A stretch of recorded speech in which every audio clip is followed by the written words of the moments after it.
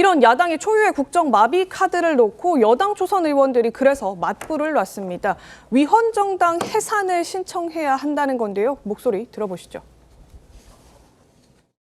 경제 파탄과 국정 혼란에 대한 책임 통감도 없이 모든 국무위원을 탄핵해 국정을 완전히 마비시키겠다는 것은 사실상의 의회 독재, 의회 쿠데타를 선포한 것입니다.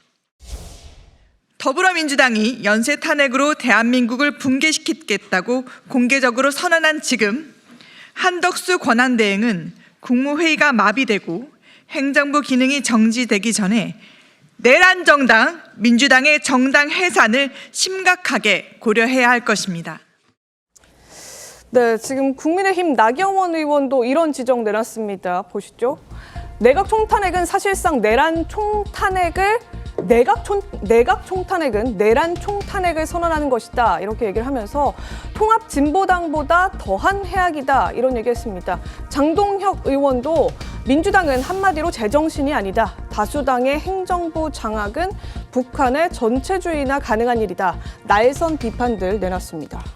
자, 민주당의 줄탄핵 대상이 될 수 있는 김문수 노동부 장관 역시 직접 등판해서 줄탄핵할 경우를 맞서서 싸우겠다는 결기를 보여줬습니다.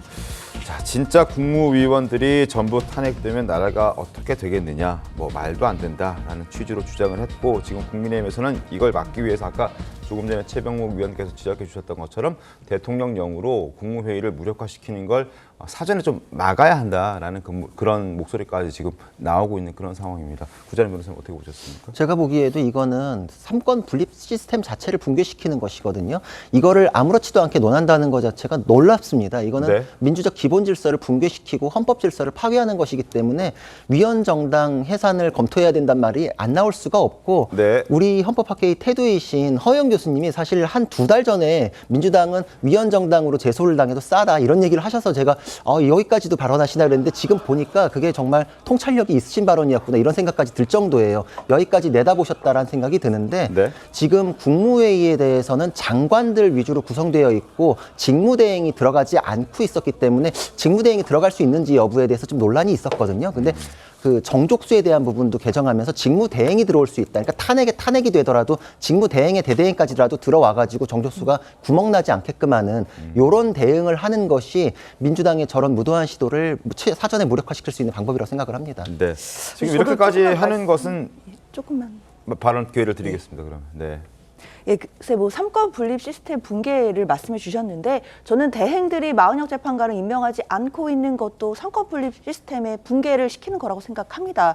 지금 헌재에서도 사법부에서 계속해서 이거 위헌이다 확인했고, 국회도 재판관을 지금 임명해서 보낸 것 아니겠습니까? 그러면 국회의 구성권을 또 침해하고 있는 부분도 있기 때문에 권한대행이 반드시 재판관을 임명해야만이 삼권 분립 체제를 존중하는 것이라고 생각이 들고요. 그리고 지금 민주당이 줄탄핵 이런 이야기를 좀 거칠게 표현되고 있지만, 사실 이런 부분이 실현될 가능성이 저는 크게 높지는 않다고 생각합니다. 왜냐하면 결국에는 대행들이 이런 위헌적인 상황을 제거해서 결국 헌법재판관을 임명하는 상황이 올 것이라고 보고, 민주당도 초유의 상황에 대해서 여러 가지 가능성을 검토하는 것이지 이것에 대해서 현실적인 실현 가능성 이런 부분까지 높다고 생각하는 건 아닌 것 같습니다. 근데 저거에 대해서는 짚어야 되는 게, 헌법재판소 결정 취지를 따라라 이러잖아요. 결정 취지는 항상 모든 사건에 대해서 동일해요. 기속력이라는 거는 기각된 사건에 대해서도 그 내용상의 판단을 따라야 되거든요.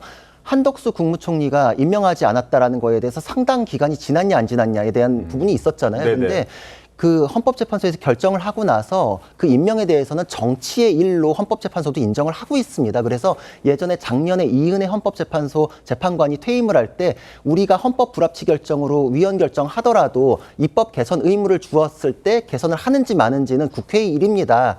제발 개선 입법 좀 해주세요. 그때는 읍소를 했어요. 근데 이제는 안 따르니까 무조건 탄핵해버린다라는 건 헌법재판소에서 예전에 취한 적이 없고 정치권에서도 취한 적이 없는 얘기예요. 왜냐하면 낙태죄에 대해서도 헌법 불합치 결정 내렸는데 있는데 입법자에 대해서 몇 년 몇 월 며칠까지 입법 개선하라라고 명령을 했는데 지금 6년째 개선 입법 안 하고 있거든요. 국회의원들은 지금 그거는 당연한 정치의 일이다. 정치권에서 논의할 일이다라고 하는데 임명에 대해서 검토해 보겠다는 게 직시 안 하니까 줄탄핵하겠다? 이게 맞습니까? 그리고 헌법재판소에서 그걸 가지고 기각했잖아요. 기각 취지는 상당 부분 논의하는 거 이거 역시 정치의 일이라고 헌법재판소에서 명시를 해준 거예요. 근데 본인들 원하는 것만 따다 써가지고 즉시 임명 안 하니까 줄탄핵이 가능하다라는 거는 헌법재판소 결정 취지하고도 맞지 않고 정치의 일과 사법부의 일을 명확히 나누고 있는 헌법 시스템과도 맞지 않는 주장입니다. 알겠습니다.